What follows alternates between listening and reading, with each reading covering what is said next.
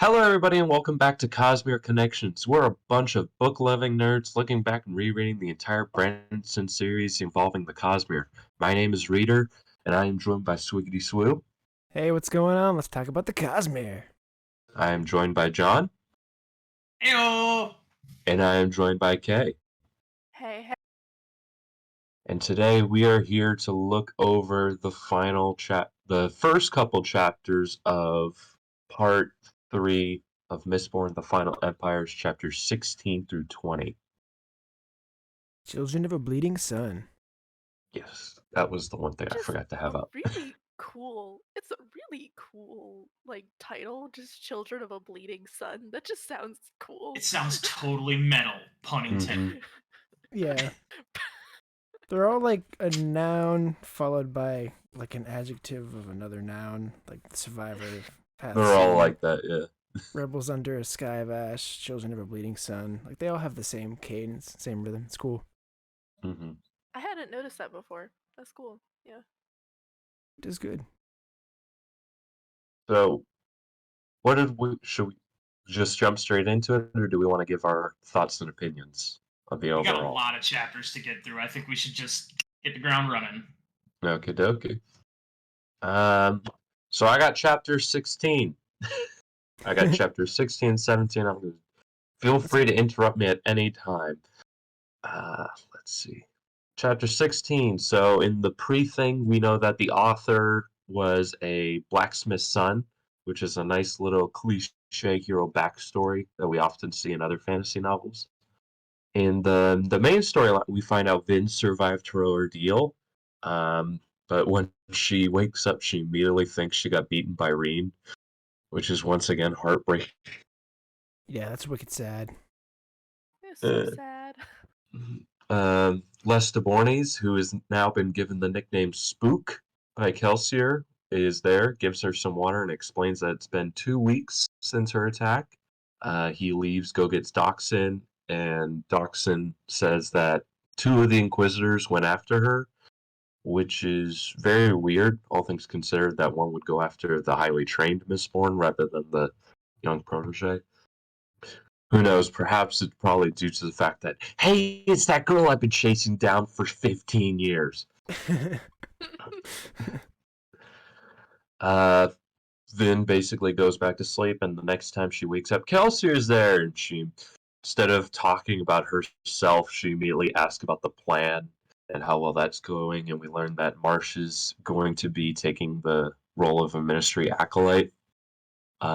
She asks if they're invincible, and Kelsier apologizes and says they are far from it. Another time skip happens. Vin returns to the Mansion Renew. I want to say real quick, is this just that moment is just really, I thought that it's really interesting because she's just and definitely very heartbreaking because it's you have that realization moment of, oh yeah, no, you can die.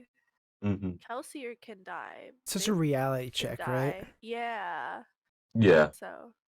Especially coming from Kelsier, the smiling jokester is always like, I can just run up to any noble and punch him in the face and it'll be fine. Works for the reader too. Like you're reading the book and you kind of come to that realization too. Like, whoa, these Inquisitors are no chumps. You don't want to mess with them. Yeah. Which is we had heard about Inquisitors before. We hadn't actually seen one in action yet, and so it was kind of like, oh, these are big bad. They live up to the legend that they've been having throughout the entire book. Yeah, they're more powerful than a regular Mistborn by a long shot. Which only makes us wonder what the Lord Ruler is going to be like. Oh yeah. Vin returns to Mansion Renew as Lady Valette. Reen's voice once again whispers, but Vin ignores it, as she has been doing a lot lately. She worries if she isn't being useful, that the crew will abandon her, which is probably why she immediately asked about the plan. Vin meets Renew, who doesn't break character still, and even helps Vin not break character. then goes to meet Sazed, who is now wearing glasses, even though he's never done that before. Said an Allomancer, but he denies it. Even though he got to Luthadel too quickly, found Vin too easily, and distracted the Inquisitor. Sazed explains that keepers are like storehouses, and that they remember things such as religions as a specialty, and languages like the one written in the book that Vin stole. There was a good line. When Vin didn't believe Sazed, she was like accusing him of being an Allomancer. There was an awesome line that I underlined, which is, the best liars are those who tell the truth most of the time. I wanted to point that out before we moved on. I love that line. I actually use too. that one a lot in real life. It's so true to life, right? Mm-hmm. We learn that the tome is written in a distant dialect of Terrace, and he says the Lord Ruler, and he comments about how the Lord Ruler hates the keepers and his kind, breeding them to be servants, castrating the men, which is really horrifying, given there's a whole new layer of, we know about the Ska, we know about the Noblemen, but now we're kind of learning about this third group that's been entirely affected by the Lord Ruler's domination of the Mistborn world. And he even comments that you... I was gonna say, it's interesting that that the Lord Ruler seems to hate the Terrace men so much because his palace is a Terrace word, Creatic Shaw. Mm-hmm. So. Isn't there a line here of like, after the Great Unity, the dialect that people speak now is like an offshoot of the Terrace language too? Yep. Yeah. So there's some weird thing going on with the Terrace and the Lord Ruler. I wonder what it could be. Terrace daddy issues.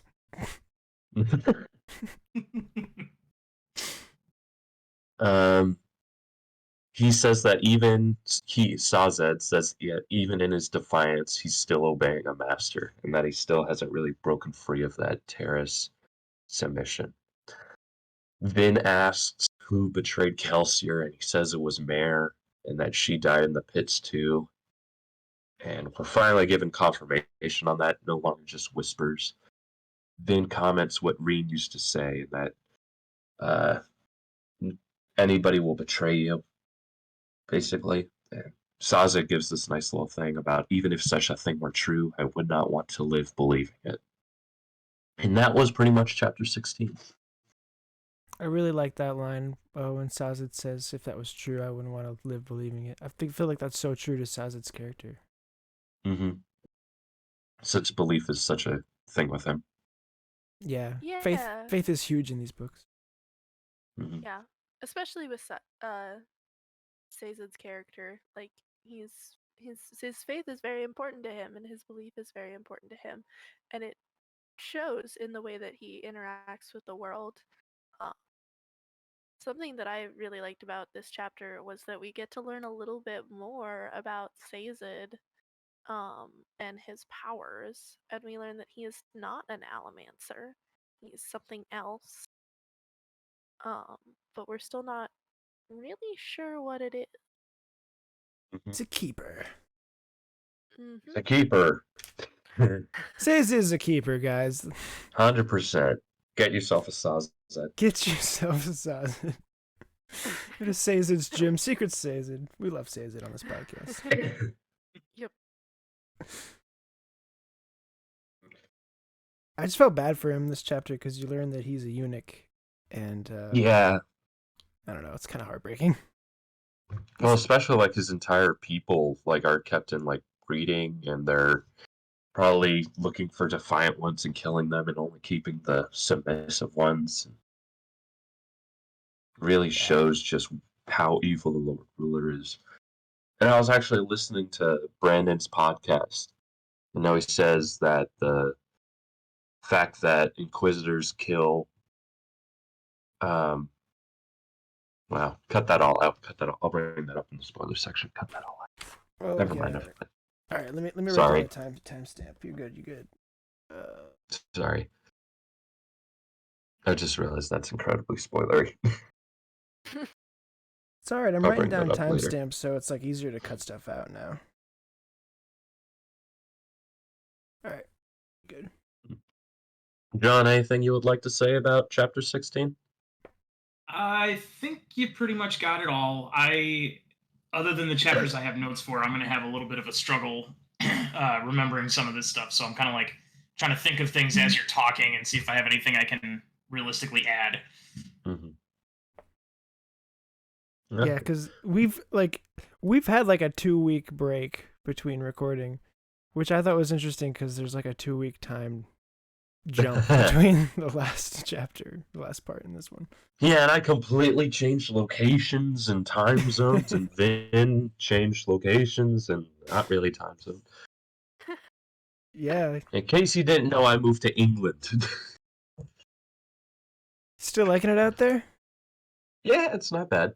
Just getting used to the fact that everybody here goes to a pub or a club or a party every night. Jeez, that sounds Like like You could have come here to Wisconsin as like a practice trip. like I can still see people outside, and it is what time is it? 3:30 in the morning. Wow. That's crazy. That's wild. Yeah. On a Thursday. England sounds lit. Thirsty Thursday. Well, it's Yeah. Friday. It's Friday. I was going to say, it's not Thursday for him anymore either. Yeah, but it was a Thursday night. Yeah, it's like every day. Time to put on your mist cloak and go stalking in the night, dude. Yeah. Sure, when I get a mist cloak, I'll just start running around in it randomly at night. I mean, that'll be perfect with the London fog. Yeah. Oh, that would be so cool. Yeah. If only I lived near London. Well, yeah. I can't help but imagine most of the island would be like that. I mean, it's not that big. Nah, we mainly are just getting wet recently. I feel like I mean, you are in England. Yeah. Yes. I feel like England, a lot of people who don't know, and I'm guilty of this, like, it's kind of like if you live in Massachusetts, everyone just assumes you live in Boston, even though that's like one city in this, entire state. Mm-hmm. It's a similar If thing. I told anybody I was moving to England, they're like, "Oh, how fun in London." I'm like, I never said that. I did that last time we talked. I was like, "Oh, you're going to London." Yeah, it's fine. I should really say I moved to Scotland because I'm pretty much right at the border. That sounds lovely. Time to move on. Time to move on. Chapter 17. Yeehaw!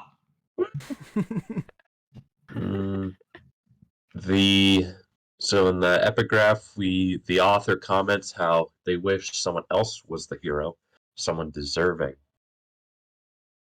which kind of plays into that whole prophecy, there will come a hero story. And it really shows that this person is always second-guessing themselves. We get to the main story, and Vin is stuck drinking tea with Renew, which she hates. She isn't allowed to use allomancy, and it has been another 4 weeks. So we're going to stop this episode now and come back in 4 weeks. Pause the podcast, everybody. Just pause it right here. I'll keep these notes hanging up. See you in November. Yep. Kelsier, Doxson, Breeze, and Yeadon arrive. Kel seems more thoughtful, and Yeadon is now friendly-ish, especially to Kelsier, and is now wearing nicer clothing. Not on the level that everybody else is, but nicer all the same. Kel comments that Ham is doing well with the troops. Breeze makes a funny little comment how Ham would say that about anybody. And that Marsh will be in the ministry in the month. Sazed enters. That comment, it was like, they could be like blind and one-legged, and he'd say they were great They at had good hearing listening skills. and perfect balance. And good balance. I love that. And That he was would hilarious. praise their balance and listening skills. Yeah. I don't know what's funnier, the fact that Ham would most definitely do that Breeze knows him so well that he definitely would. I mean, they're the best of frenemies. Absolutely. Sazed enters and says that the tome Vin took is the Lord Ruler's personal journal, and pretty much everybody now wants to read it. Vin wants to go out into the mist. Kelsier agrees because Doxson says that the nobility are going to get suspicious if Valette doesn't show herself After all, it's been 6 weeks. But Vin is not allowed to use physical allomancy, so no pewter, tin, steel, or iron. She Well, could I probably think, use tin safely, but and she can Yeah. use pewter. I think they're mostly referring to steel and iron. Or yeah. yeah. I mean, Yeah. because she No uses the jumping pewter to around at the help night. heal, so she's got that on pretty much all the time. Yeah, Mhm. but she's not gonna be like punching and jumping and like flying around and stuff. Yeah. Not so ninja. Yeah. My apologies. No, you're fine. No, it's okay, because that's how they say it in the book, but if you think about it for a minute. Yeah, he probably just means because this is Kelsier loving steel and iron, and Right. he just doesn't want that. And we even saw Vin in the last chapter use pewter, and I think in the next chapter we see her use tin. So it really is just about steel and iron to him. Vin tries to decide what dress to wear and wonders if Ellen will be there. Aww. She gets all girly mode. Yeah. There's a lot of talk about the dress decision. That I was been trying to figure out what like that symbolizes for the past like 3 days. I really. Is it? I think it's her acknowledging the fact that she is a woman because she spent her entire life trying to pretend to be a boy, but she is a girl, and so this is her actually like starting to feel like she's a girl and like expressing that she's a girl, and being able to don women's clothing. Like she hasn't had a chance to do that before, Oh, really. that's so smart. Mhm. That's so cool. And she even talks about like the red one being like the most out there, Well, if I picked the red dress, that's like the most fancy. That's what the noble That one's woman got the would low wear. cut, but it's plain. And Yeah. mhm. If I remember right, it also plays a little bit into her using that as her like hide in plain sight technique, because she talks about, doesn't it talk about everybody looking at the dress and not her, or is that from the previous chapter? That's from a previous chapter, but it That's a does good play point. into that. Okay. It's hard to remember. It's been Mhm. a couple weeks. Vin tries to wonder what she is now. She's not an urchin, but she's not a noble, and realizes she's becoming a Mistborn, which is a really nice way of showing that evolution. Kelsier arrives and stares out at the garden, which, if I didn't mention it, but the garden, I'm pretty sure is just like painted. It's not an actual garden with stuff, but all of the leaves are just painted, and it's made to look decorative, but it isn't actually No, beautiful. No. it's Yeah, plants. It's plants that are cultivated It's to have different cultivation. colored leaves. yeah, Okay. it's smaller than, she comments on how, remember this bit. She comments on how it's smaller than some of the big fancy gardens in Luthadel, but it's more elegantly selected to show off the variety in the smaller space and to be more colorful and elegant and kind of It's just my personal headcanon is that because, like, even in this comment about the plant life and how there are no flowers, and Vin doesn't even recognize one. Like, how are there trees and bushes or whatever that are doing Yeah, I was kind of thinking that too. Like, colors? there's no flowers in there. It must, if anything, it's just yeah. like a yellow bush or like, I Yeah. imagine it like maybe succulents, you know how they have like the little Yeah. like the red in the middle of the leaves and then it's like green on the edges. Or it's You know, possible, that like, how in, type of thing. or it could be like how in fall, like, everything is technically in a state of dead, but you still got the bright leaves of Hmm. Yeah. oranges, reds, and yellows. Oh, we're Probably getting like to that. that where I live right now. It's gonna be beautiful. It's so beautiful Mhm. in New England. Oh, I can't wait. Well, in Old England, we don't have it yet. That's true. Kelsier comments that the world is wrong and that Vin can't see it because that's just the way things are. Which, if that isn't some social commentary, I don't know what is. Dang. Nice. He gives her this nice little drawing of a flower, and she can't even recognize what it is. And it's used to belong to Mare, and that she loved pre-Ascension history. And she was even a Tin Eye. I think they commented that she was a Misting in the past, but I don't know.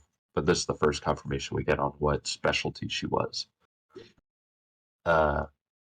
Vin can't wrap her mind around how he could still love her, even though she betrayed him, and even calls him foolish. And he asks, "Is it foolish would you rather go back to Kamen or stay here?"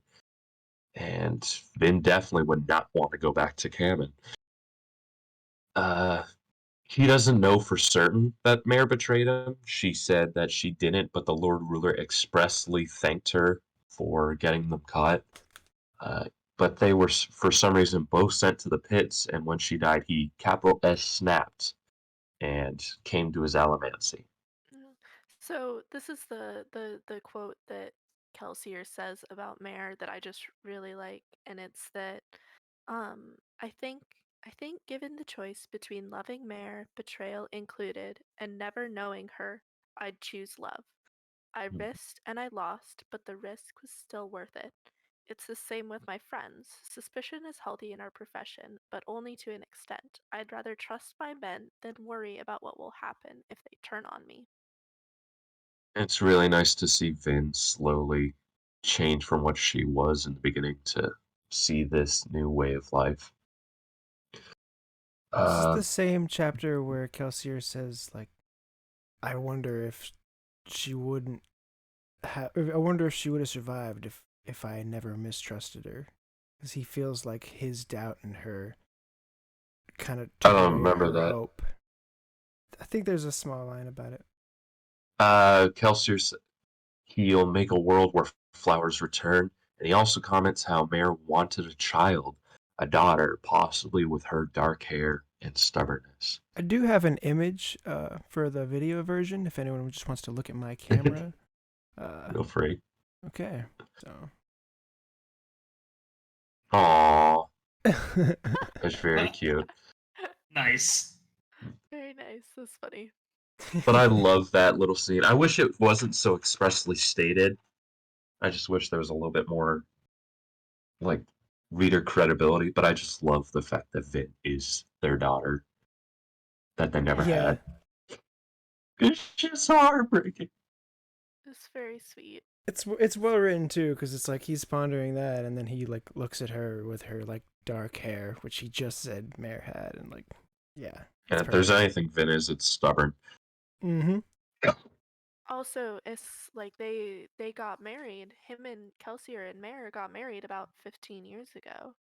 Mm-hmm. And that's how old Vin is now. So if he had agreed to have children when Mare wanted them, then they would have a daughter about Vin's age. Or a son, but Or a she son. wanted a daughter. She wanted a daughter. Yeah. Yeah, it's nice that he gets to live this. He kind of gets to live this out, where he was too scared before and he wanted to focus on his, career. It's cool that he gets a second chance with Vin. This is why you can't ship Vin with Kelsier. No. No, not at all. She's a father figure. She's not a love interest. That belongs solely to Elend.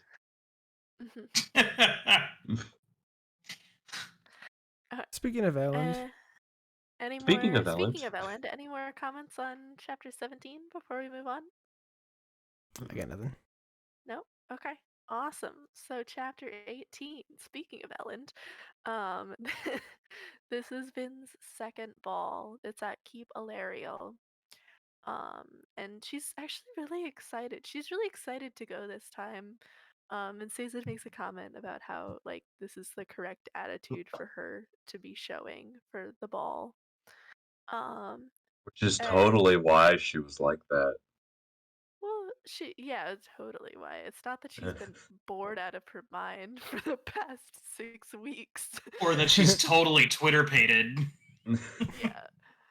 She totally just doesn't want to see her boyfriend. So when she gets to the ball, so she sits down and then she hears like a thump of like a stack of books landing on her table, which I just think is really funny. And Ellen comes over and sits down and immediately pulls out a book and starts reading. And so Classic. classic Ellen. So she bugs him and starts talking to him. And she talks to him for a little bit, and one thing that they and he's like he uh tells her he's like it's nice to see, like he wanted to see her. He was excited to see her, obviously. But um and they talk a little bit. He asks her about the plantation ska in their conversation. And if uh she thinks that if they talk like noblemen and if they think like noblemen, um he's wanting to learn more about the ska and like what they were like. She gives him a very non-answer, Noble that answer. a noble answer, a non-answer, a noble answer. Um, and he seems kind of sad about that. Um, but John, did you want to say something? I was gonna say at first she kind of answers his questions, but then she realizes like that's not what a noble would say, and then she kind of like shut it down. Like I Yeah. she think was, she shut it down twice. Like she yeah, says they're just God twice or Mhm. something. yeah. It's like she's getting into it and she's comfortable with them, and then she's like, "Oh wait, I can't do that! Ah, panic! No!" Yeah, They both I kind of thought it was. have I that thought that was moment funny. because doesn't Ellen say something about terrorist people and Vin is like, "Hey, Sazed is awesome. You need to shut your Yeah. mouth." And He's a Ellen Yeah. better man than you will ever be, Yeah. Ellen Venture. he immediately And then backtracks. yeah, he's like, "I'm very sorry." He's like, "I'm sorry. I didn't mean to offend Yeah. you. I'm Michael sorry." Kramer does Mouth, such a good insert foot. job of like Yeah, making that apology seem as genuine as possible in the audiobook. It's like, Vin, he I'm does. sorry. You Legit. see, in my mind, I'm doing a very good job of making that apology seem good. How does As it I sound when feel. you do it? Can we get a I don't have the book in front of me at the moment. It just sounds very. You have to take my word on it. Like 100%, I should be the actor for Ellen. All right. Brandon.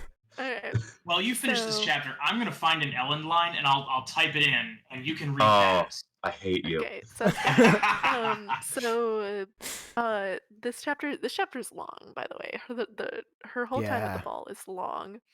So she ends up getting a nobleman to come over and ask her to dance, who's Lord Lees. And she dances for a bit and talks to him about the court and asks him questions about Elend and what to see what he Wait. knows But about. first, his name is Melend, I thought. He's literally Ellen with an M. Oh, is it? I didn't remember what his first name was. I know his last name is Lees. Is Lord It's literally Lees. like M. Elland. That's his name. Not every name can be But amazing. so um then so she tells him that as a way to like, because she noticed that the noblemen were like afraid of her, to come over to talk to her because Ellen was sitting at her table.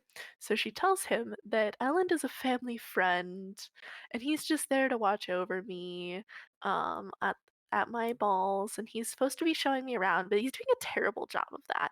Um Because and that kind of like calms the Lord Lees down and is like, "Oh, okay, so it's like not that he's like interested in you. Like Oh, you he's guys just aren't a thing? Cool. like, you guys aren't a thing? Cool, awesome, sounds good." And he also drops the name of Shan Alariel, um, who once Vin gets back to the table, she finds out is Ellen's fiance, or maybe fiance. Not quite sure. Ellen's not sure if that's still happening or not. if I remember correctly, when Vin was told to list the houses in order of power, I thought Alariel was second. Yeah, it's high up there. It's high up Mhm. there. It's one of the great houses. Yeah, it's like Venture, And Alariel, it's Tikil. also the Yeah. keep. It's also the keep that they're at right now. Enemy Oh, ground. wow. Yeah. So so she goes on, she gets asked on to dance a lot more by a lot of different men, and talks to them and learns more information, and then she decides that she wants a break because she's tired, which is fair. And so she decides to uh pick up one of Ellen's books and pretend to be reading so that people won't talk to her. and she tries to read for a little bit. She reads part of one of the books, um, and that talks about the political structures in the final empire. And Vin makes a comment that's a little above her. Like she doesn't quite understand what it's talking about, so she stops reading because she's like, I just don't understand. And just pretends to read. And then she has a terraceman come up to her and tell her that Shan Alariel requires her presence. Um and she goes Uh-oh. over, yeah, uh-oh. Um so she goes over and talks to Shan for a few minutes, and we learn more about Lady Shan Alariel.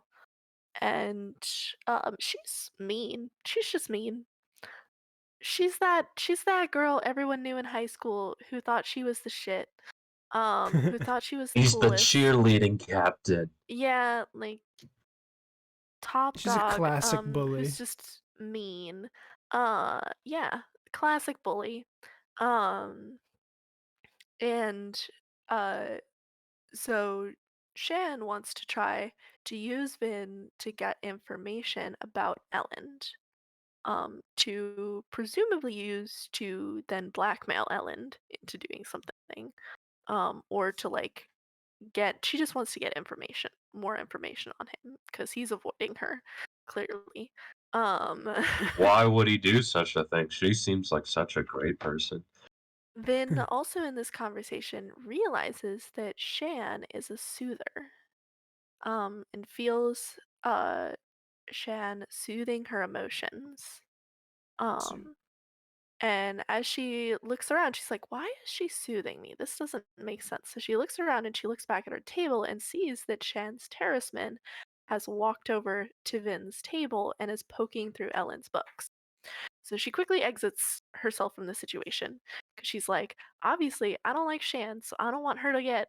And she clearly doesn't like Ellen, so I don't want her terraceman to be poking through his books because that sounds like a bad plan. So she very ungracefully exits the situation. Dang. um I didn't think about this until now, but she kind of saves Ellen's skin a little bit, right? she He yeah, saves it she hard, does. She especially saves it Yeah. considering what the hard. book is. Yeah, so when she gets back to the table, she's like, what book was he like? He was clearly looking for through these books, so what's in here that might get Ellen in trouble, like that might be like an issue? And she sees a little thin book that's kind of buried underneath the other books. And on the spine, it says weather patterns in the final dominance, which is not what it's about. So she opens it up Ash. to read it, and it talks about the it talks about Sorry. And here, coming from the east, we have a bunch of ash. And from the west, we got a Yes. high rise of ash. And coming on Wednesday, we have more ash fall. And wouldn't you know it, ash. and with a chance of snow. Chance of uprising. So, but it talks about the failings of the Lord Ruler as an emperor. And so Vin sees this and immediately snaps the book shut and shoves it back underneath the other books because she's like, oh god, I don't want to get caught with this. Ellen shouldn't be having this in a ball where anyone can be grabbing this book and reading it. Yeah, um, that's like if the Secretary of State was reading a book of like why the American presidency is fucked up and we should overthrow it. Like that's a big deal. Yeah. Or, and take this time step so we can cut it out. Or if the president was caught stealing state secrets. Ooh, too soon. Too soon. Yeah, we might want to cut that out. I also did say the F word, so it's a good thing you brought that up. I do want to like bleep that out. Okay, I also want to bring up, like, we should probably pick it up because we're getting close to Yeah. an hour. Yeah, Yep. true. So, Ellen comes back and grabs his books and leaves the table, tells Vin it was nice to see her, and is like, please make it so that you like your next you don't have like a month between times that you come to the ball, because I would like He to wants see to you. see her again. Oh, And Aww. yeah, very nice. So he leaves and he meets up with two other men who Sazed comes over when Sazed comes over tells her is Jastes Likal and a Hasting, a Lord Hasting. We don't know which one. One of the Hastings. And Probably the heir. probably the heir, but a Hasting. And makes a comment that both Likal and Hasting are political rivals of House Venture. So it's really weird that he would be meeting up with them at the ball. And then lastly, as Vin is leaving, when she's outside waiting for her carriage to show up, there's a disturbance. And she sees a soldier hauling a ska boy over to, and the soldier talks to the captain and tells the captain that the ska boy was seen trying to beg from one of the noblemen in a carriage. And the captain just gives a nod, and the soldier walks off into the mist far enough away that the nobleman can't see them anymore, and then just slits the boy's throat. so brutal. And it's very brutal, and it's very the opposition is very striking between the grandness of the ball and the fanciness of the party, and then the slaughter Mhm. on the grounds. And Vin makes a comment that ska are treated less than pigs because you wouldn't even kill a pig in Mhm. the front yard Yeah, that's of some a good. mansion. That's like a good metaphor for the whole juxtaposition of their society, like, and it's like Mhm. literally right in front of them, but they can't see Mhm. it unless they're burning. More it. like, I think it is that they do see it and they see it as a sign of strength. Like, look, I could literally just kill this on my front lawn. Gee. I think that the noblemen were uncomfortable with it because of Ellen the was, no but I don't think. no the ones who were there when this happened, because Vin makes a comment about how their voices got louder. They started talking louder after the screaming stopped. Oh, I don't know. I remember As that I line. kind of and they started talking more and they started talking louder. I took that as like I read it as they were nervous about it and they didn't they were uncomfortable. And so they were talking to try to fill that uncomfortableness and try to drown out the what was going on. Yeah, it probably varies from person to person, within the nobility of like how Mhm. they view it. I'm sure there's some really scumbag noblemen out there who are like, yeah, I mean, he shouldn't have been begging over there. That's obviously. And then there's probably other ones who are kind of grossed out by it, but It says they don't want to ruin their way of life. Mhm. it says they seemed a little more chatty now that the screams had stopped. I think it's more so just like, oh, the entertainment's done, and now we have Jeez. something to talk about. Like, I don't think it's like a comfort thing and they're trying to move past it like we do at times. But I think it's more so that the show's over and now people are leaving the movie theater. And oh, look at that thing that just happened. Or, hey, what was your favorite part about the ball? Like, it's there, but it might not be in the front of their minds. I don't think they're ignoring it. I just think it's not the most important thing. Yeah. It's kind Or of they're like when just you. talking to fill in that awkward silence, like. So, how about them Packers, eh? Sorry, I'm Did from you hear Wisconsin. about the Everything is the weather? Packers. I would say I think that's the most Wisconsin thing I've ever heard you say. Oh, you ain't heard nothing yet. Or they're like, did you hear about the weather? Yeah, ash. Yeah, weather patterns of the Eastern Dominance. Yeah. Okay, does anyone have anything else to say about this chapter? I liked how Vin commented how Vin realized how burning like pewter, even if she's not doing anything, can look. Like even like we see in this one, we see how the pluses can be minuses, and later we see how the minuses can be pluses. So it really takes the whole magic and repeatedly turn it on its head. Like how if she's burning pewters, she's like more graceful and she's, has more of a spring in her step, and she's like, well, people might notice that. I gotta be careful. Mm-hmm. Yeah. She reacts quicker. Yeah, probably the same thing with Tin. Like, she doesn't want people to know that she can hear things that she shouldn't be able to hear. Mm-hmm. I didn't really have All anything right. to say about this one. Yeah. So before we move on to chapter 19, reader, you want to claim your destiny here? Now we'll do that in the spoiler section. Okay, but I'm not going to let that go. All right, so chapter 19, I didn't have anything about the epigraph because it really wasn't anything super special, as I recall. But this is kind of a meanwhile chapter.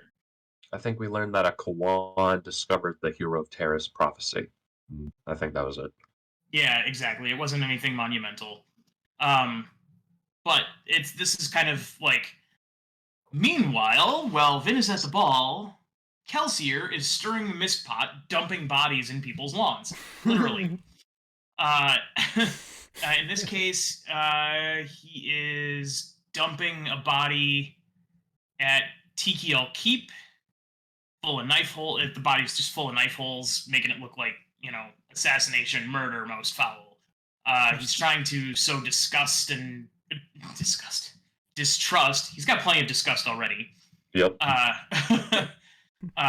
And just kind of build up accusations between the great houses, and obviously that's going to work pretty well with, dead bodies. I just love like the amount of bluffs that are just in that body. Like it could just be, oh, somebody moved against an enemy, maybe to gain the alliance. But also we learned that they could have been an ally, so maybe it was to take care of that. But maybe it's just some newcomer that's coming in. It could be anybody. And it's really spreading this, how this house war is literally like everybody's paranoid about where the knife is coming from next. Right. Which is the whole point. Mm-hmm. So then he moves on to go play nobleman in front of a Ska informant called Hoyd. I wonder where we've heard that name before. Some nobody. Not going to be important. Absolutely not. Hoyd tells Kelsier about some rumored leverage that apparently Lord Renew has on House Venture, and how the Venture boy seems to have taken a liking to the young valet. He also spreads a few rumors about business deals that never happened. Just like... Yeah, right. Kelsier's like, that girl. Kelsier's like, Vin, what did you do at the ball? What the heck? It's been an hour. Made back to one ball. So Kelsier spreads some little rumors through kind of like side comments and, idle thinking, faked idle thinking out loud to Hoyd.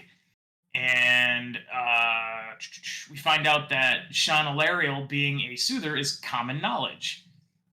He also uses a trick to get Hoyd also uses a little trick to get the Lord to think that he's less of a threat by feigning poor eyesight, which in a moment Kelsier turns around and uses when he goes from playing Lord to playing informant. Literally reversing the roles. I don't think that's common. I think Hoyd was at the ball somewhere. Because he has that information really quickly. He said that there was a fire. Yeah, he makes a comment, but at the keep. You're gonna take Hoyd on his word? He has information that's up to date about Melend and Vin. He mentioned something about having learned it from another contact within the hour. Mm-hmm. So I see headcanon is Hoyd was 100% at that ball. I do like that idea, that because it makes perfect sense. Like, it's Hoyd. He's everywhere. But we, the first-time reader, have no reason to think anything of the sort. Okay. Um, I like reading as in we your all face, have a little though. It's snicker. cool. Where was I? Oh, right. So Kelsier tries to start a little bit more noble pot stirring when he meets with Strath Venture, this time playing, the ska informant to Strath's lord. And it doesn't really work because Strath takes a hard left by asking about the survivor of Hatson to the survivor of Hatson. Kelser's like, who's that? Yeah. He tells Strath that the survivor's dead and people are always using his name to invoke rebellion. But that's kind of odd because, the survivor's only, been around for, 3 years. So to say they're always using his name is definitely exaggeration. Has it been 3 years? I thought it was like 2 and something. Because we know, It's from been like 3 book years 1. since he was sent to the pits. It's been 2 years since he escaped. Because Was it he was there for like a whole year? 16 months from pits to escape, and that, or is it 16 months since the escape to the events at the beginning? And it's been Either like way, 6 a months. very short amount of time. We can see the For legend him of to be- Kelsier. Like, it's already building up, though. The legend Yeah, of the it's survivor. exploding all over the place. Yeah. So after that little encounter with Strath Venture, whom we get to see the first inclinations of his dickishness. Yeah, can I just say, if you were starting to like Elend and you were starting to think, maybe, Elend's a good guy and this House of Venture is just a little overblown, like, meeting Strath Venture and seeing what he is like kind of sets your expectations of that whole house. Like, okay, that's why they were so suspicious of that guy. Like, that's why they think he's probably just using Vin. And I love the line Kelsier has of, well, I know where I need to go once I need another corpse to dump on a lawn. He's just such a jerk. I forgot about that line. Yes. Cal is such a jerk sometimes. Yeah. He is, but he's much like another character from a book we'll talk about in the far distant future. He's a bastard, but he's a lovable bastard. Or a likable bastard, I mean. Nice. Anywho, so after that whole encounter is done, and I'm trying to rush through because we are getting long. The team gets back together and share all the knowledge they gained from their collective spying endeavors, and everyone seems to have gotten pretty much all the same information. And then that's when Vin and Kel go off to discuss Elend and his reading material, which... And he's like, yo, what the heck, lady? I sent you off on one ball in the past 6 weeks, and suddenly now we're best friends with Venture? I mean, pretty much. He does his best to brush off Elend's interest in the ska and these political reforming and all of that, and just does his best to convince Vin to leave him alone, which, if telling a teenager to do something like that is like telling plants not to grow in the sunshine, it's just not going to work. Or plants to grow in the sunshine. Well, whatever. Okay. And that is chapter 19. Yeah, I would like to just say that I like how we see rumors change based on, because we know what Vin told the one dude at the ball. No, not Elend. Yeah. The other No, dude Melend. at the ball. Melend. Melend. I was like, not Elend. Lord Lee's at the ball. Great value, And Elend. then we hear then we hear what Kelsier has heard about it at the That's very informants have heard now. satisfying, right? Like, to have the payoff from the previous chapter. Yeah, but it's also just interesting to see like how word of mouth changes what. I also have one thing to comment upon.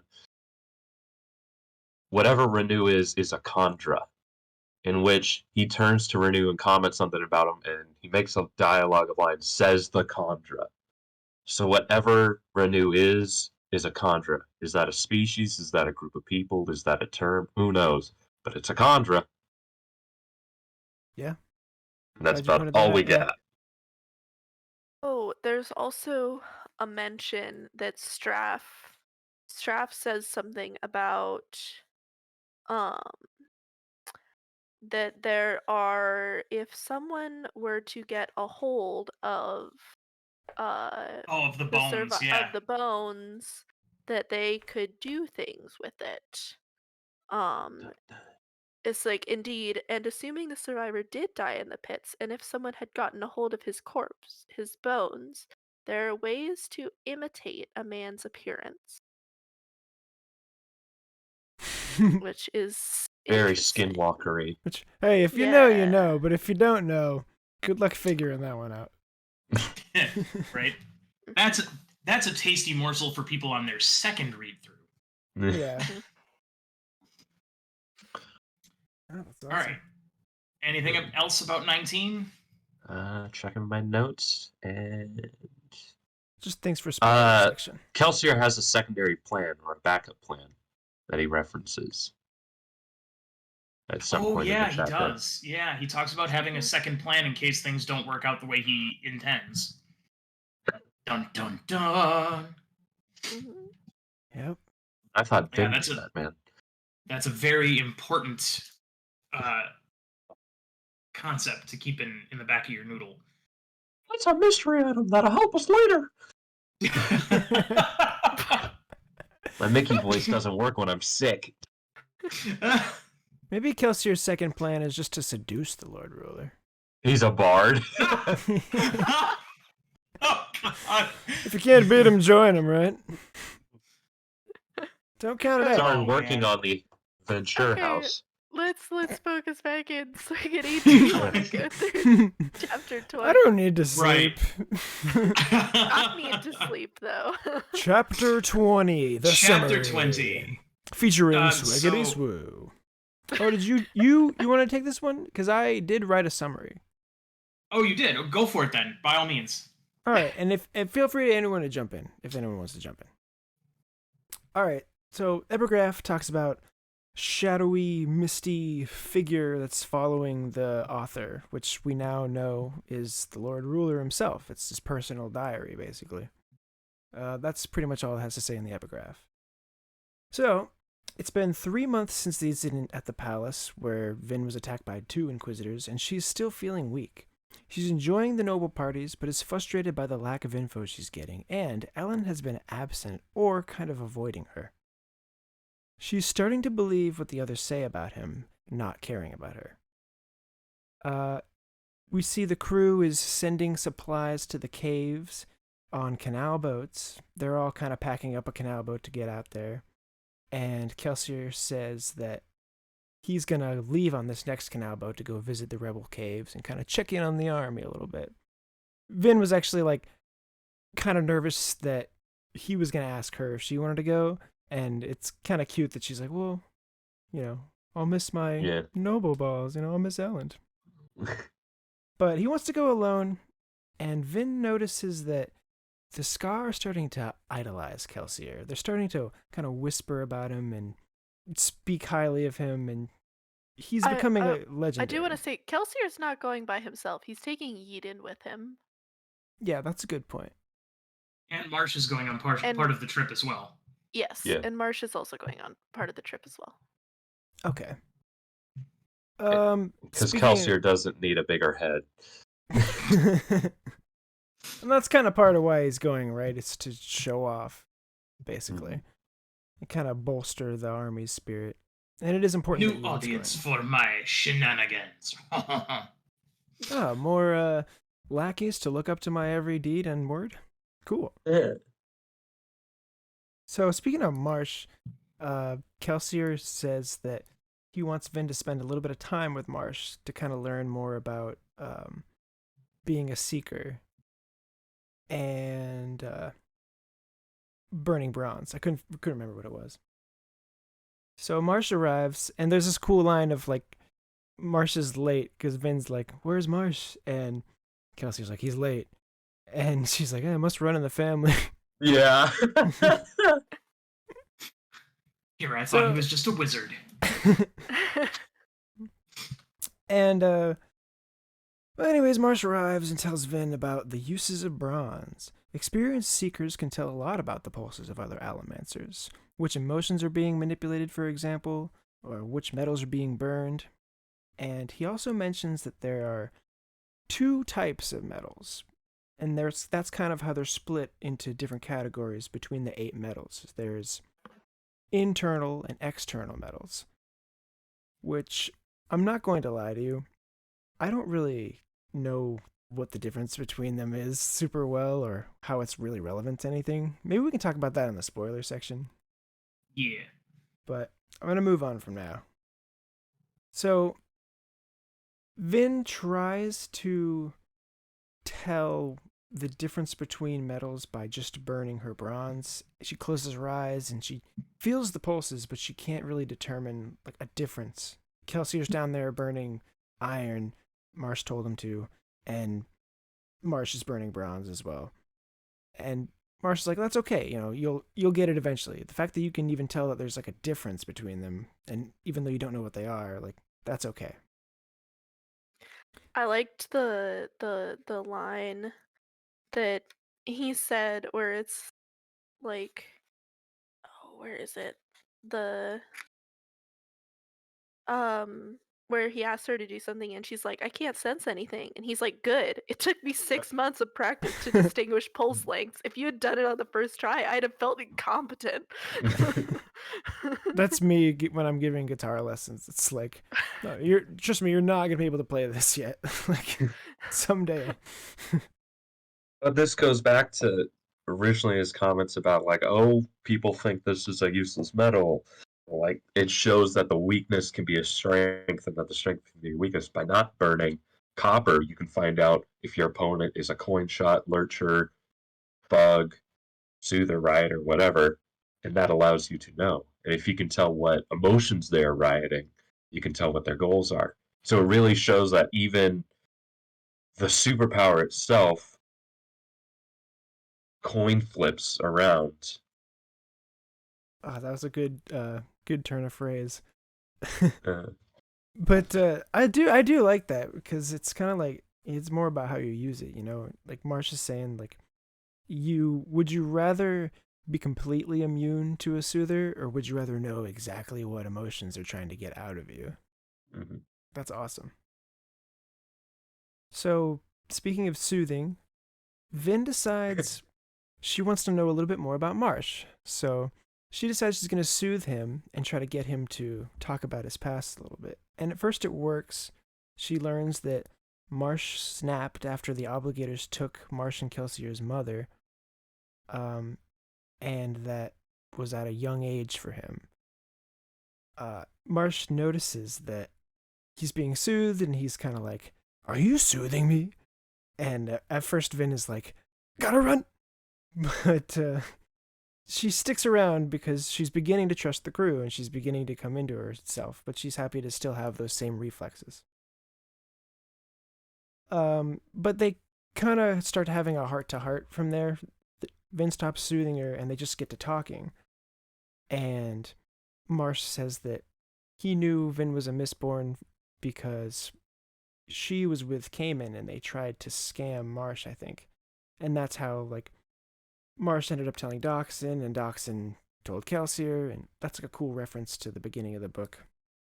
We don't and actually that get kind to of see confirms, like, we knew in like some instances that she was burning pewter at times. that. This kind of shows like he knew you were soothing, but you were also using pewter a little bit. And And it if you also have two, you have all.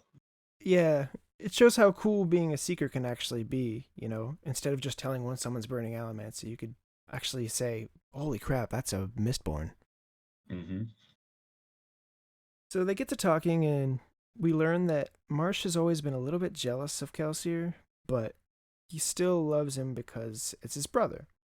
And Vin has trouble understanding that concept, and she confesses how her brother used to beat her, and Marsh is kind of asking her, like, what about your other family? And she's like, well, my mom was crazy. She killed my baby sister, and she probably would have killed me, but Reen saved my life, and that's why I stuck with him for so long.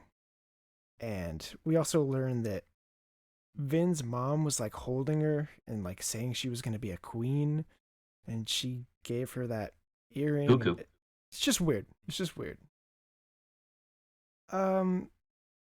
So they're still talking, and Marsh is talking about how he thinks the plan's probably going to fail, but it would be worth it if he got to infiltrate the ministry, because that's what Kelsier wants him to do. And the information that he'll get from that infiltration will help the Ska Rebellion for centuries. And I like that a lot. Like, he knows it's going to be dangerous. He knows something might happen to him, but he's willing to do it if it means the greater good for the Ska people. I just think that's awesome. It also has a personal side to it, because he mentions how, for him, he feels about the ministry the way Kelsier feels about the nobles. Yeah. He's always... So he's been known to kill own, obligators, right? Yeah, he's got his own vendetta. Yes, they're not too dissimilar. Since they came after his mother, he probably has that one ingrained in him from a young age. Yeah. Which I think, I don't know, that's kind of true to my life experience of, like, I feel like my older brother has, like, I don't know, he has more of a connection to my parents because he was, like, the first, and he just has, like, at a time in his life, that was all he had, was the parents. And, like, obviously I love and care about my parents, but, like, I don't hold grudges. I don't, like, hold on to things like that like my older brother does. I think that's, like, an older sibling thing. Yeah, as the oldest sibling, we definitely hold a grudge against you because you got pampered. We went through all the mistakes. I'm the middle child. I got ignored. There was a nice time when all we had was us and the parents, and then you came up. Yeah, that's so true. But we definitely wouldn't give that up for the world, because those moments when we're watching TV alone and we think of something, we want to turn to our brother or sister. We want to say, hey, funny joke, and then nobody's there. Yeah. The only other real thing in this chapter I could pull out that's I think is important is just, again, they're talking about how Kelsier is doing more than just setting up this rebellion. He's doing more than the job. Like, he is really trying to get people to idolize him, and it's working. And they think, well, he's always been like this, right? Mm-hmm. But this is kind of a new level of it. So, yeah. I want to say my favorite moment is Vin realizing that she hates Reen. Oh, yeah. That's awesome. Because Elliot ends it, she's like, I just can't understand, like, loving a brother. Kind of like the pulses. They're just, that concept does not hit me right now. Heartbreaking.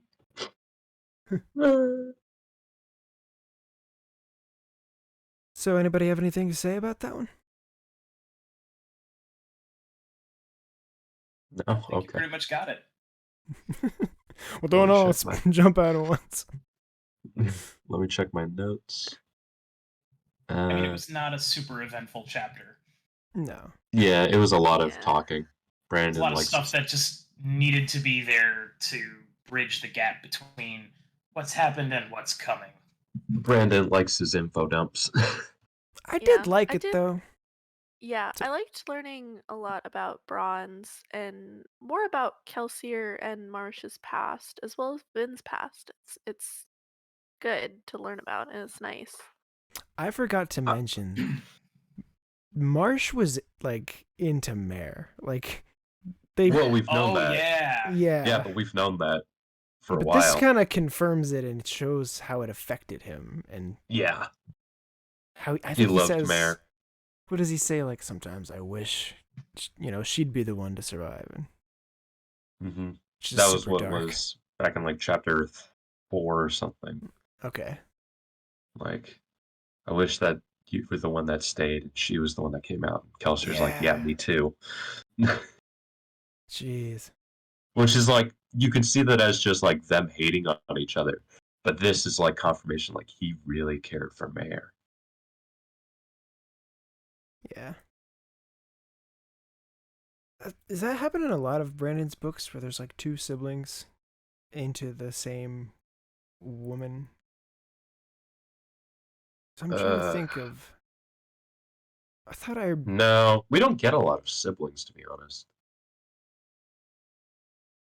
I think the next closest thing I can think of is in Warbreaker with Ivana and Siri. Yes, thank you. Yeah, I was but struggling to come kinda up not with Ivana. really. It's not really. It's very different, but That's a different. they do kind of resent each other's role reversal thing, and that's kind of the closest thing I can think of. Yeah. Gosh, I think Alright. there's another one, but I just can't remember. Sorry. Do Overall you thoughts on want to- this group of chapters? You got a lot of information. It's a lot of world building stuff and like setting up things that are gonna happen later. We definitely had to slow down after the Mhm. action of last part. Yeah. These are the kind of chapters, like, you know, we struggled a little bit to think of things to pull out from them, right? Because we read these books before. It's like we kind of know a lot of this. But going through in your first time, like, I bet these are some of the most interesting chapters. Mm-hmm. And especially because, like, everything that they pretty much say should be covered, and that you should try to, like, know all of this stuff. And so for us, we're like, okay, what's the most important stuff? Yeah. So that's why this episode's a little bit longer. Okay. Spoilers? Spoilers? Spoilers. All right. Thank you so much for sticking around thus far. We're going to head into the spoiler section. We highly recommend, if you have not read the Mistborn series or the Cosmere in general, you stay here and wait for the next episode. But if you do know everything, feel free to join us, because we're likely to talk about everything and anything. If this is it, I've been Reader. I've been Swiggity Swoo. I'm still John.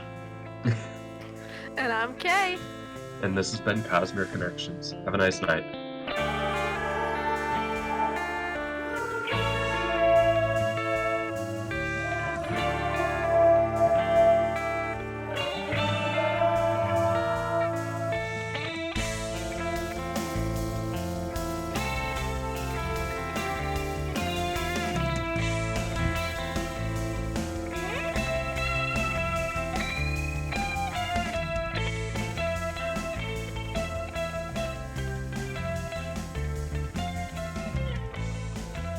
And we're back! What a Alright. nice theme song. That Come on, sucks. reader. I hate it. Claim your destiny. Okay, so Swiggity's comment, we technically have Elend and his brother's name in the next book doing the whole. Zane. They both like Vin. Yes! Oh, there you That's go. what it was. Oh, I knew there I was don't think something. of Zane and Elend as being brothers because they're only half brothers, but you're Yeah. right. They are brothers, both after the same woman. Good Oh, call. and Dalinar and Gavilar. Oh, there it is. Yep. Yes. Yeah, look at I that. kept thinking Yeah, Adeline and it's- I was Oh. too. Adolin I and knew there was one Renara? in Stormlight. I knew there Nah. was one in Stormlight. No, it would have been Adolin and Kaladin after Shallan. That's Yeah. only quasi because they're not brothers. Brothers it's in just- arms. Two dudes looking at the same dudette. The same girl who has 30 personalities. Yeah. yeah. Is it cheating Yeah. if it's just a light weaving? I don't know. Oh, we gotta I'm get back doing. on track. Apparently, I'm being a voice actor real quick. Yes. Oh. You always say you wanted to play Ellen, so let's hear your Ellen. Well, there's a Time to difference between voice acting act. and voice acting. Like, I can do an accent, but like this is you. You think that the Ska here are treated worse than the ones in your plantation? I always thought they were way better off in the city. I read that wrong. I always thought they That's would pretty be good. better off in the city. See, now that's what they always say, but I don't know. Maybe I'm too curious, but they interest me. Did you ever hear them talk to another? Did they sound like ordinary people? You're not what I expected, Lady Valette. All right, you've got the job. I wish. Where's Brandon? I want the contract. We'll send this out to him. Yeah. Everybody tag Brandon in this episode. I did that for like like a week, I just tweeted at Brandon every day, like, reason 1 why I should play Elend in the movie. We both like books. Reason number 2, we have brown hair. Like, it was either really specific or, like, really stupid. It's like, I'm going to remember this guy. I gave up after, like, a week and a half or something because, like, nothing was coming of it. Well, but maybe spoilers. there'll be an open casting call, you know? I wish. Probably not in England, though. That's the problem. True. Yeah. Someone had a question they were going to ask. Okay, what's the relevance of the internal and external metals? Right. That's what it is. So go ahead, Kay. Okay, so internal are things that happen inside of yourself. External are things that are happening outside. So when you're pushing on something, that's external. When you're pushing on metal, it's external, so it's an external metal. When you're using tin, you're changing something inside of yourself, so it's an internal metal. Because it's not affecting the people outside of you necessarily. Gotcha. The same thing with bronze. Bronze, it's just you. You're able to now hear the outside pulses, outside stuff, but it's like still only you who's able to do it. The copper cloud, again, you're protecting yourself. It's affecting yourself. Mm-hmm. It's just got a side effect. It's a side effect of protecting other people, but it's really just yourself. Yeah, I think I got that. It's just I was wondering if that idea carried forward in the series in a big way. Not in a big way, because they do talk about how with some of the metals, like the emotional ones, for example, it's kind of shoehorning it into those categories, and it's partly based on the pulses that they use to kind of categorize them in different ways, and it's so there is some like linking to internal, external, like Kate was talking about, but it's also partly kind of just organizing them based on the pulses and making them fit into a neat little philosophy. Cool. There was something I was supposed to comment in the spoiler section, but I can't remember it anymore. Kind of near the beginning. It's a good symbolism for preservation and ruin, like the internal metals, the external. It's a lot of dichotomy. See, allomancy is all preservation, isn't it? Yes. Yeah. I gotcha. Yeah. Speaking of allomancy and hemalurgy, that was why they were focused on Vin, is because they could see the hemalurgic spike in her. Whoa. Oh. That's cool. It wasn't that, hey, it's that girl that's been escaped. It's most likely the fact, hey, second, she's kind of us. Yeah, how did you know how to get a spike? That's why they're so focused on her as opposed to the other, like, full-on Mistborn that she's with. Yeah, that's why they're like, who are your parents? Because the only people who know about hemalurgy are Inquistors. So for them, they're probably thinking, they're probably thinking, wait a second, did a Steel Inquisitor have a child? Whoa. Who gave you the secret? Who is your father? Yeah. That would make sense. I didn't even think about that. I've never thought about that before. I didn't either, but I should have, because there's I just reread the Secret Histories, and there's a point where Kelsier is looking at her, and the stud in her ear glows even more intensely than the rest of the metals that he sees, because when he's in ghost mode or whatever, the metal is like always glows, but the stud in her ear is like a bright beacon, and he can barely tell who it is through that illumination. While we're on that subject, there was a spoiler not a spoiler, but it was kind of interesting because Kelsier was talking to Vin about how the leaves and flowers and all that would look strange or whatever, something like that in the chapters we were talking about. But in the Secret History, when he's going through Shadesmar and he actually gets close to another one of the Shard worlds, he sees the green grass and the flowers, and he's like, "That is so weird. I can't get over how strange this is." Like, Even though he's the one that's just saying advocating that. it. Yeah, exactly. Which moves on Yeah. to the spoiler 17, in which I 100%, when we get to Era 2, I want to cover the chapter where Wax goes to the whole area, but the flowers are called mare wills in the future, which is the most heartbreaking thing for me. Yeah, that's beautiful. I love that. And those are the flowers that will surround Finn and Elend in the third book. Oh wow, nice. Yeah, it is. It's very Mhm. sweet that Sazed Um, does that. yeah. Let's see. Other note about 17 is that Vin is being compulsed to wear the earring now.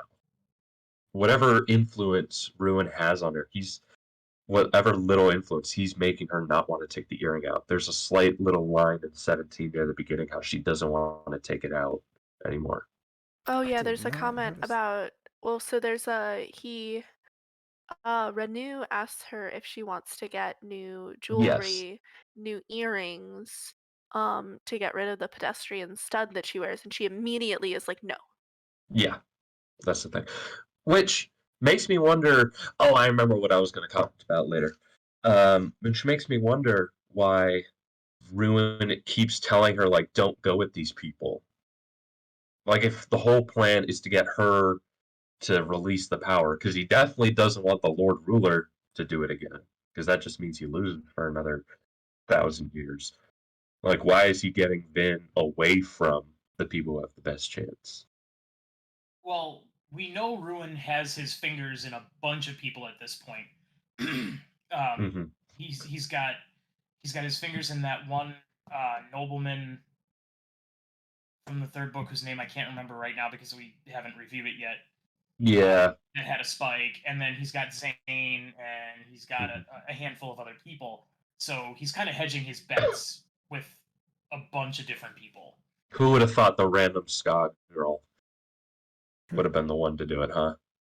But we got to remember that Ruin doesn't have precognition. He can't see the future. Preservation could, but Ruin can't. I thought he has a little bit of precognition, but I not don't. very much. But he can't see as far into the future as preservation can, and not as clearly. I know that Atium, for whatever reason, allows you to see the future, but I don't think AT is able to. That is. And as for my comment, what I was going to say, it was about Brandon's podcast, and it's basically Brandon, if he had the chance, would revise Mistborn, because why would the Inquisitors want to kill all the Ska Mistborn or Mystics when they can just turn them into spikes? Like, That's just kind of usually farm what them. they do. Yeah. They make a comment about that. That is killing. No, them, but right? like Brandon says they would like take them and like turn them into kind of like what they're doing to the terrorists and just turn them into like breeding stock. And then you just have an endless Oh, supply it gives of them okay.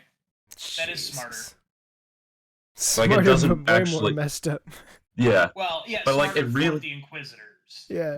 it really doesn't Yeah. make sense for the Inquisitors, which actually probably is why the Lord Ruler doesn't allow it, because he realizes what hemalurgy is and the effect that it can have. And these guys are the most powerful beings far from me.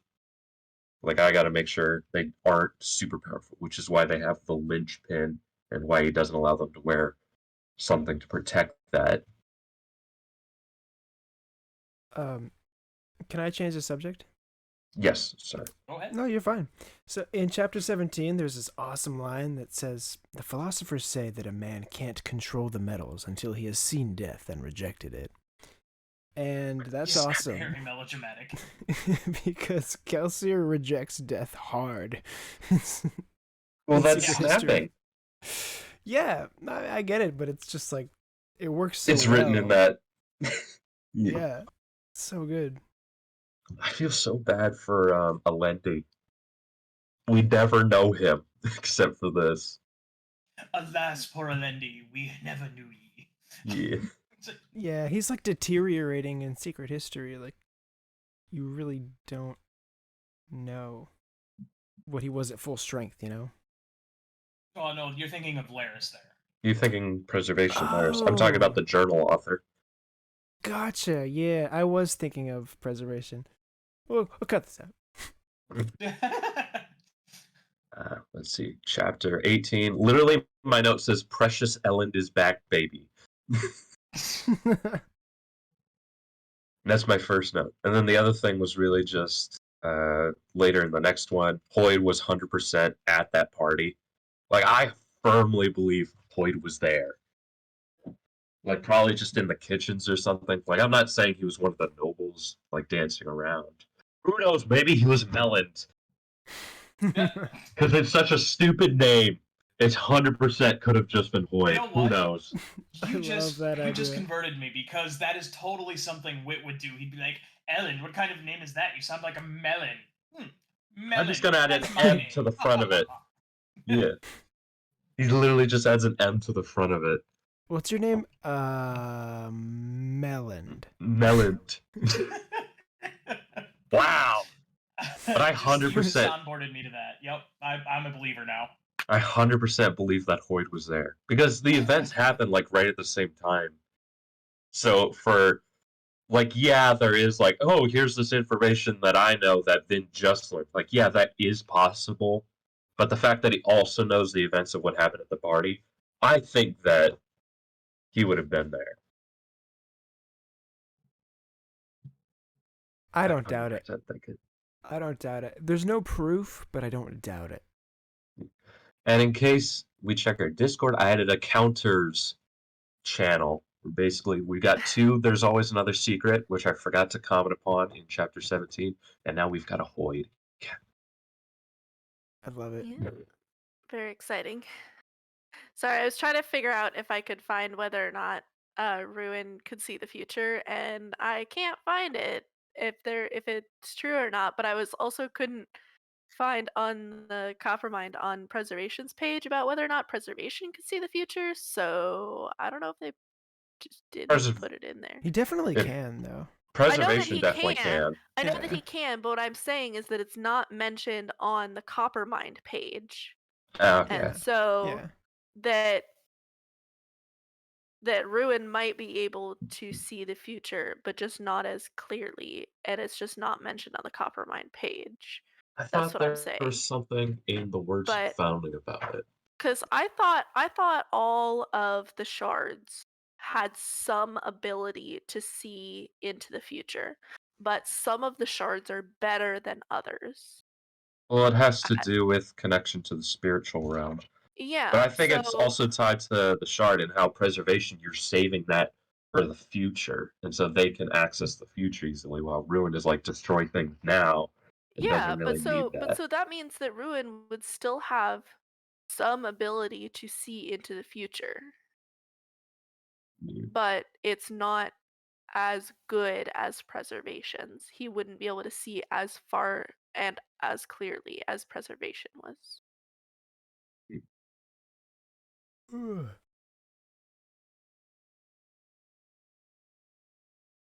But yeah, he probably just has limited, just due to the fact he's so highly invested and can access the spiritual realm. Limited precognition. Mm-hmm. Some great foreshadowing in this. Just, like, I don't know if we need to call every instance of foreshadowing out, but like in the epigraph when it's talking about that shadow following him around, like that's just referring to Ruin, right? Preservation. Oh, really? Preservation's the mist creature. It's the mist creature that Vin sees in book 2. I thought that's what it was. Like in my notes, I wrote down Preservation, and then I looked it up, and somebody had said that it was referring to Ruin. No, Ruin's still trapped in the well. He can't. Yeah. No, so some of the time, so when for example, in the logbook, when the mist creature stabs Alendi's friend, that's Ruin. Oh. That's Ruin stabbing Alendi's friend to try to get Alendi to mistrust the mist creature. It's the same thing in the second book when Vin and Elend are when Elend is in the tent and Vin comes in and sees the mist creature with the knife above Mhm. Elend. It's Ruin pretending to be preservation to get Mhm. Vin to mistrust Which, preservation. which if this is going to be in a visual format, I would kind of want to put the edges like maybe darker. You got to have a way of discerning that because it's not like said at all in book 2 or even in book 3, like word. Like we get it from the epigraphs, but like nowhere is it really said like, oh, that was preservation, but also ruin at times. Yeah.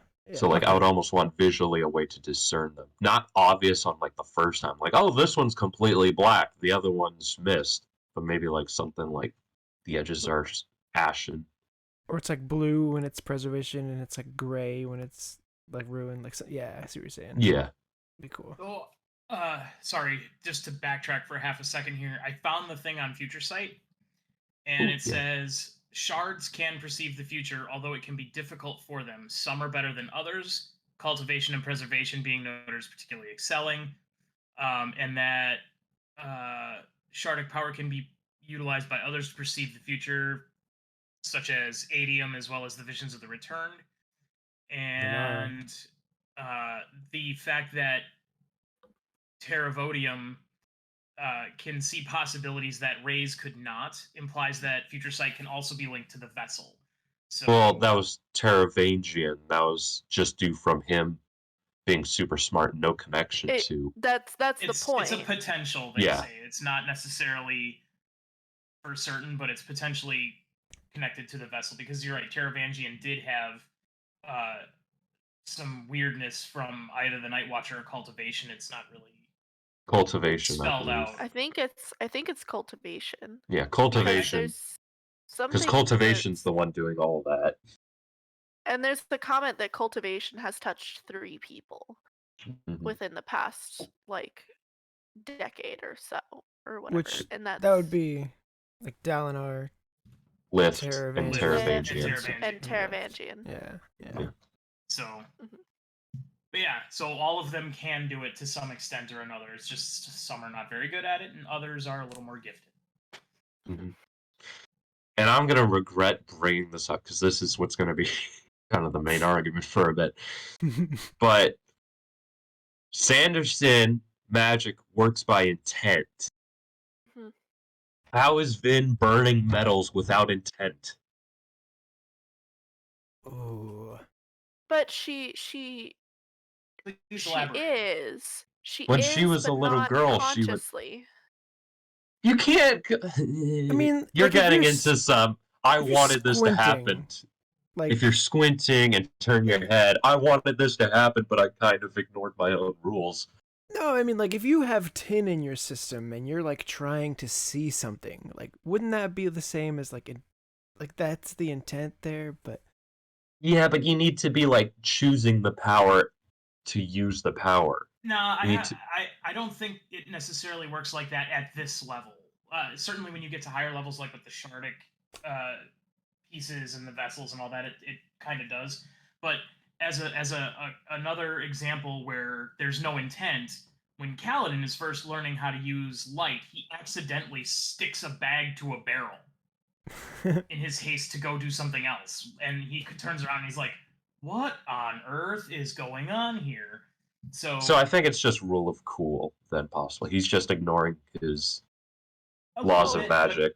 I think investiture is at some level self-aware. We see that as the more of it there is, the more sentient it becomes. So I think Stormlight being pieces of honor and him having this particular set of powers, the investiture kind of gives him some insight into what he can do with it. I think this is conjecture, but I think there's a way to explain that. Yeah. Yeah. There's just a little bit of sorry. I think there are things that can be done instinctively, like for that you don't necessarily have to be explicitly taught how to do it. Like with allomancy, or with like with Stormlight with using the powers and stuff. But you do have to like say the words and know what the words are for Stormlight to be able to access higher levels of it. And also like with like Six of the Dusk with the birds. The birds have their powers that they use. So are they consciously like thinking, oh, this is my intent to use this power? Or is it something that's instinctual for them to do? I like that. That's cool. Like that AVR clearly don't have the same intelligence level as a person. Like they probably do have some intent, like maybe their will to survive, but they're not intending to like show you how you're gonna possibly die. Well, They're intending to AVR protect you. They're also a good example of invested animals gaining some increased sentience, because you see the same thing with the Forshadowing on Roshar. Mhm. And the really interesting thing about the AVR is the powers, the talents that they give a person are kind of third hand at that point, because they get it from the worms that they eat, which then gives it to the bird, which the bird then passes to the person. So it's kind of like a third hand thing. I only know that because I just read it last week. Yeah. But yeah, it's kind of, since we're talking about it, made me realize that. I think that's my favorite short story in the Cosmere. Six of the Dusk. It's really cool. Let's try to speed run through these last little. Anybody else have spoiler notes? I got 2 more. I think we got all of mine. Oh, I did want to mention a couple of weeks ago or a couple of episodes ago, we were talking about how it's way more likely for the nobleman to engender a half-breed on a ska woman. Yes.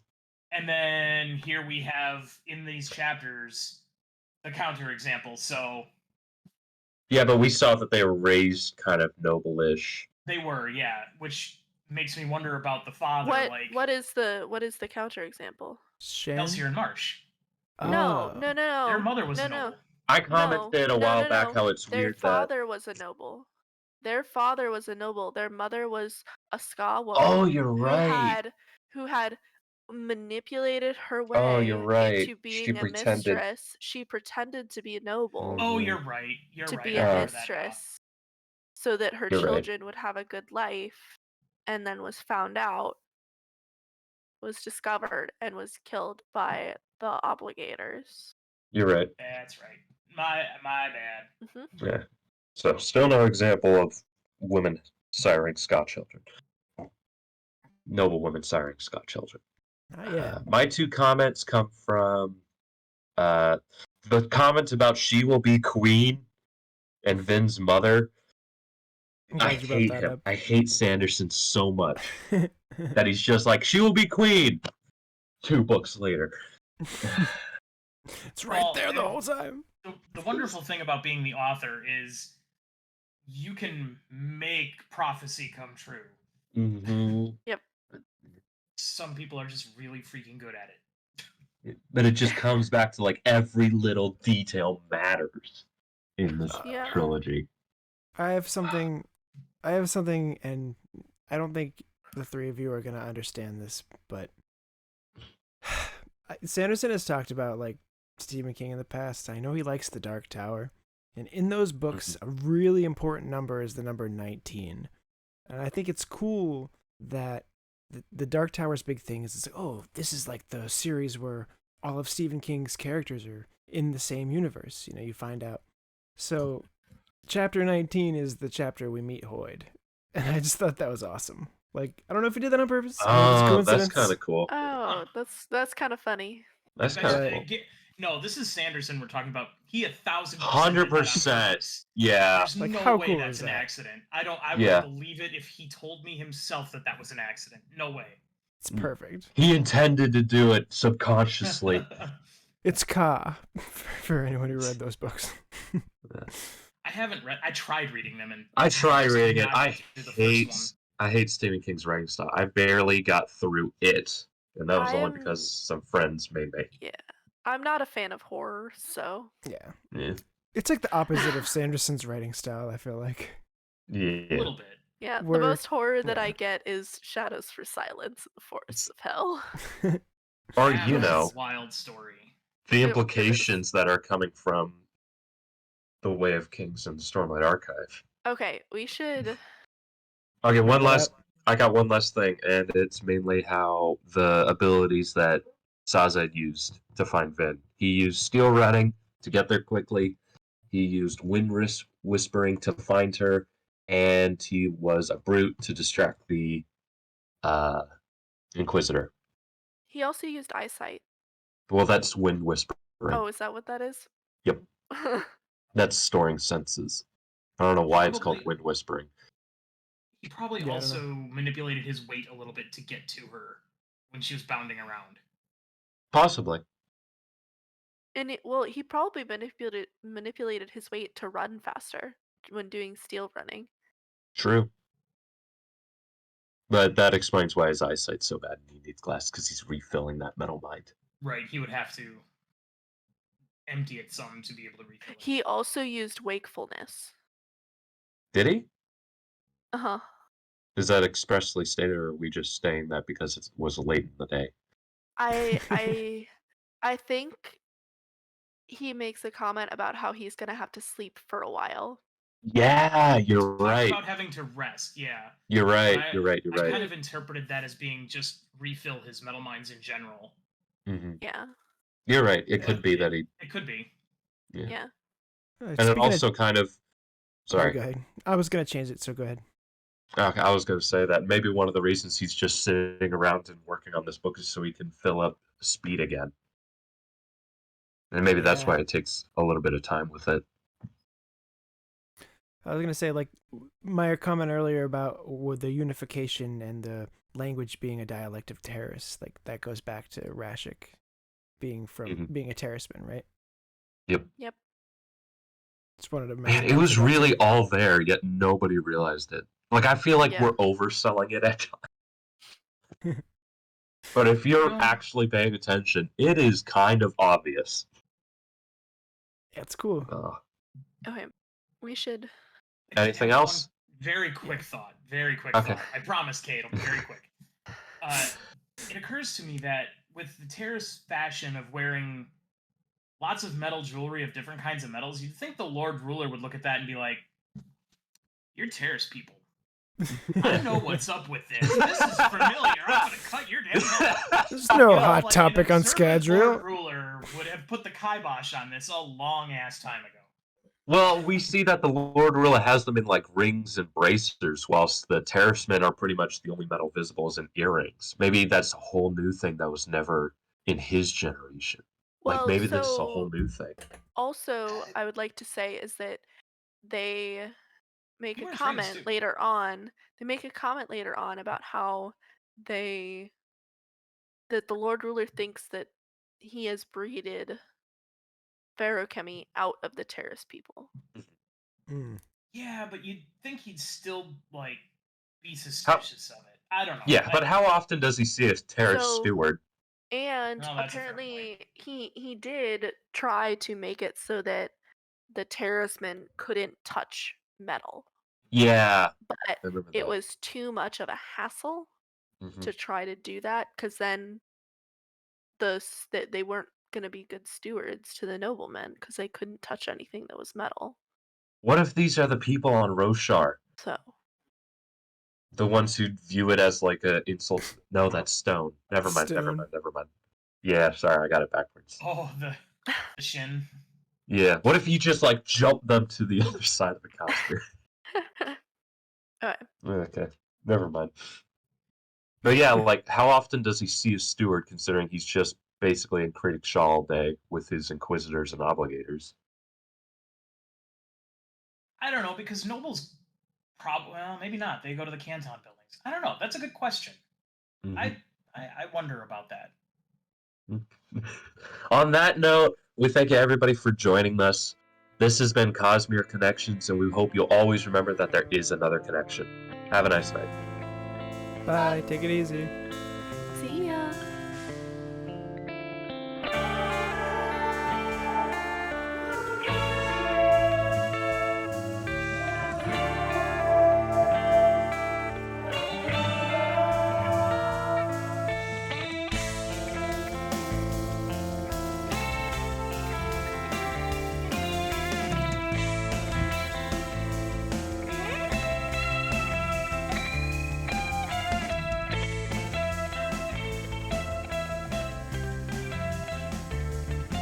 Cool beans. We've been recording.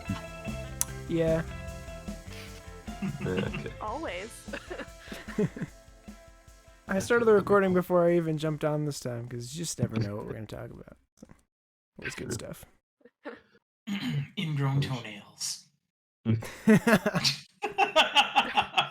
look at me like that. I see your face over there.